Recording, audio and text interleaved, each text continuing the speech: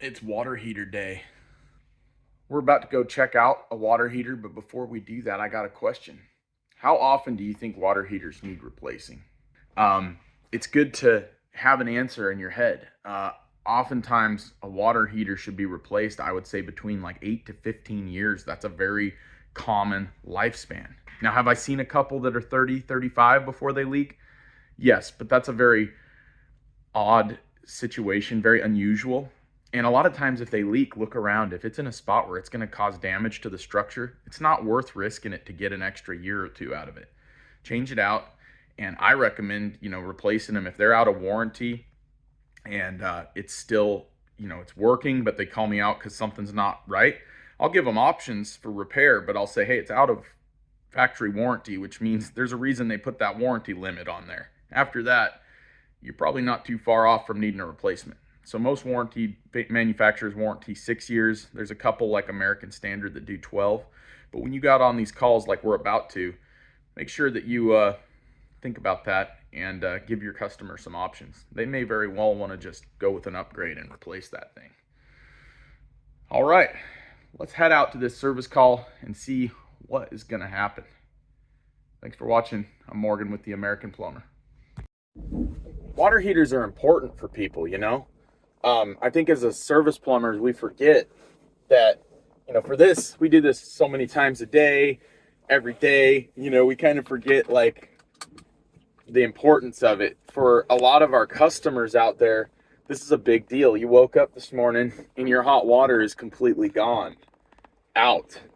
And a lot of people actually kind of have a little freak out over that. They don't know what's going on. It just always worked. They really don't have any idea how the system works, that there's either a tank or a tankless unit heating that water. And so when they have to come call a plumber, all they've heard is plumbers are expensive and they're scared. So it really is your job to, as a service plumber, to really know how to communicate with customers and, be professional.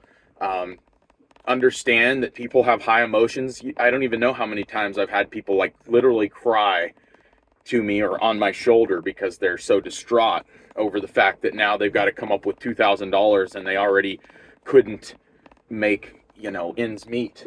And it's sad, but it's the life we live. It's no different than being a first responder. If you're responding to a vehicle accident, somebody dies. I mean, don't think of it as there's other people doing harder things out there for sure. But this is our journey. This is our place to do the best we can. And I think it's a very important job. And just remember that, that hot water, people use it every day. They take showers, they take baths, they use it to wash their hands. They use it all the time without thinking about it. And when it goes out and they have to call you, it's a big unknown. So go in there professionally, dress clean. If you can wear booties or lay a drop cloth where you're working, all those little things make a big difference. And then just talk to them in a calm, collected way and give them options. And if they get worked up over the price, you don't need to get worked up. You can just kind of chill out and let them do what they're going to do. Give them options. That way it gives them something to debate with themselves.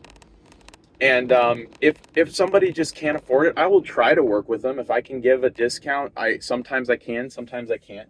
I'll do the best that I can. We're doing these permitted legally. It costs money. We got to bring them up to code. And we're professionals. That's just how it is. And then if you can, we offer financing options, which really helps some customers out as well. We use a system called Jobber.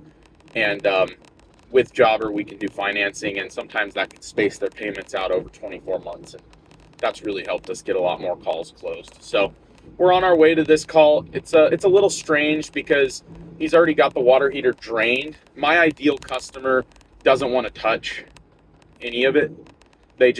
My ideal customer is somebody who wants to call the plumber and have it professionally done.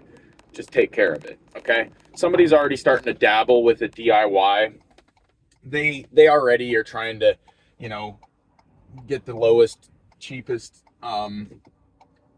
service done. And I've had a lot of issues with these, but you got to go into them all with the right mindset. So that's what we're gonna do. And you never know. I've been wrong hundreds of times on this kind of stuff. So intuition says we might be walking away from this one, but my hope is that he's gonna have us change it and do it right.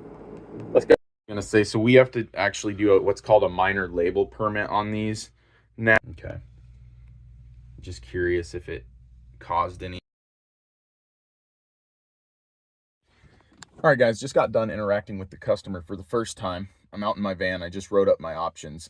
He says that the tank was leaking internally. He drained it. Didn't give me an option to diagnose it, but it's a 1992 tank, 32 years old. Definitely due for replacement. I don't know if he's going to be able to swing it, so financing may come into play here. I told him he needs to have mitigation come out because his floor is soaked. He's, I don't think, going to do that, so just make sure you document that in your notes because you don't want insurance to come back on you later. So take good notes, good photos, put those in your invoicing system. So now my option is going to be either to downgrade to a 40-gallon, keep his cost down a little bit because this is an expensive job. We got to bring it up to code with a minor label permit. The next option will be to do a like-for-like swap. And then the third option would be a like-for-like with a tank booster to get him up to 90% more hot water and eliminate the chance of any bacteria getting into there. So I'm going to go present that to the customer, and we're going to see how he responds and, you know, what he wants to do. All right, this has been a tough one. So I've been probably 10 minutes talking with this guy, and I've offered him a 10% new customer discount to try to get his service. He got a quote from someone for like $100 less, but we charge a $100 service call and he's going to pay it. And I'm like, man, the math doesn't work out, dude. Like, we're going to do it legally with the permit, and this other guy might not even be doing any of that. And gave him the, you know, so we're down to $16.15 for a 40 replacement to code with a permit, and he's still struggling to agree to do it. And so we're going to see what happens. I told him I'd give him 10 minutes because he was getting a little worked up with me being there. So we'll see. All right, guys, I'm en route to get parts. We got this water heater sold for a downgrade to a 40 with a minimum 1-year warranty from us. We're going to do the code updating and get the permit. It was a tough sell. This customer and I were just not clicking. He was a nice guy, but for some reason, him and I just were kind of like clashing our words, and like he kept feeling pressured from me. And so I would like back off, and I'm like, look, man, I know we're not clicking, but I'm trying to get this fixed. So we agreed on a price that worked for him, worked for us. He downgraded to a 40 from a 50, but he's a one guy living there. And then we're going to do the code update, and we just had to drop our extended warranty on that. And one thing I would say for you service plumbers out there is if you want to make money,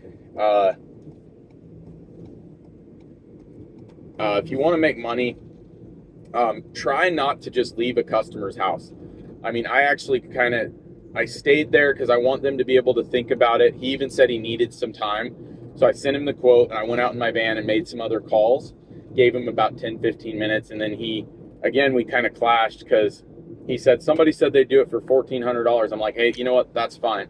And he's like, well, if you want to talk yourself out of it, that's fine. I'm like, no, dude, if you want to do it, let's do it. But we're just definitely butted heads a little bit, but he's going to have me do it. So I'm going to go get material, and we're going to get this thing installed. So I'm on my way to get parts right now. Water heater will be changed.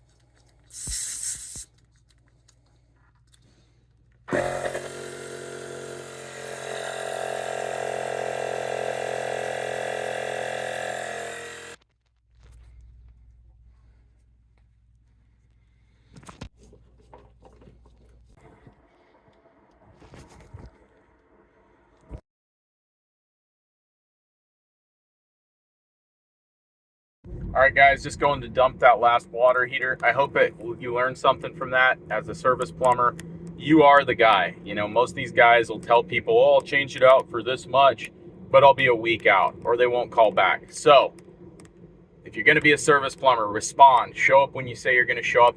Work with the customer. I had to stay there for like 20 minutes. He was going to have me walk for an eval fee, and I'm like, look, dude, you're just throwing $100 down the drain.